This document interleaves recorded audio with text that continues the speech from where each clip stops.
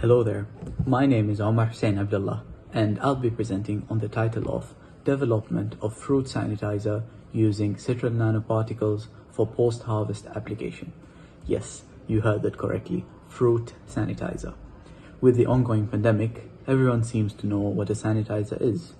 In simple English terms, sanitizing simply means cleaning.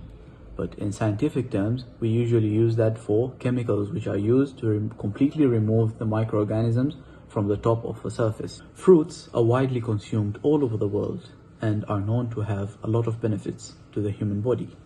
But the main concern for the consumption of these fruits is its short shelf life.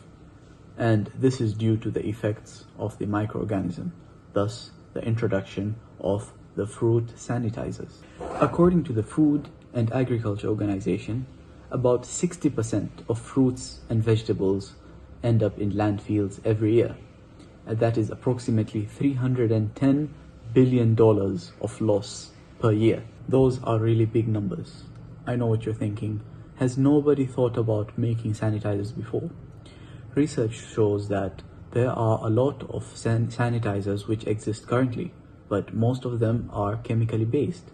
And these have shown to have a lot of negative adverse effects on the human body. And when released to the environment, they have a lot of effects on the climate, as they end up reacting with the other components present in the environment. Not only that, but also chemically based sanitizers are also known for degrading food by bringing problems like nutritional consistency, color, and change in flavor. Thus, the introduction of naturally based sanitizers like citral. The main aim of the study was to develop a fruit sanitizer using these citral nanoparticles. You might think, how will we reach this objective? We will determine the antimicrobial effect of the citral nanoparticles on foodborne bacteria. This citral chemical can be extracted from citrusy fruits, including lemongrass, lemons, limes, and other citrusy fruits. The reason we change the citral into nanoparticles is because of simple chemistry knowledge, where when we reduce the size of the particles, we increase the surface area, and this will allow the citral to act on the microorganisms with a higher efficiency. The reason for nano-encapsulating the citral with PVA is because citral can be slightly volatile and is not very soluble in water. The PVA will make the citral soluble in water and also prevent it from reacting with other components present in the fruits. We then conducted a Kirby-Bow assay.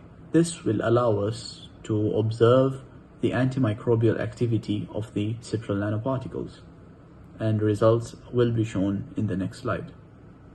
Not only that, we also conduct a broth microdilution assay, and this will allow us to determine the MIC, which is the minimal inhibition concentration, and the minimal bactericidal concentration, which is also known as the MBC. The results are shown on the next slide. As we can see in the pictures, the citral nanoparticles were tested on 4 different foodborne bacteria. A positive and a negative control was also added to the plates, and the discs were incubated for 24 hours. The inhibition zones were then measured and will be displayed in the following picture. The MIC was performed to determine the lowest concentration of citral nanoparticles required to inhibit the growth of bacteria, while the MBC was performed to determine the minimal concentration required to completely kill the bacteria, and the results can be shown on the table right now. Results show positive outcomes and prove the success of this research. Citral nanoparticles can be used as a sanitizer and increase the shelf life of fruits. And that will be all from me. I really hope you enjoyed this presentation, and if you have any interest or any inquiries about this project, please do not hesitate to contact me.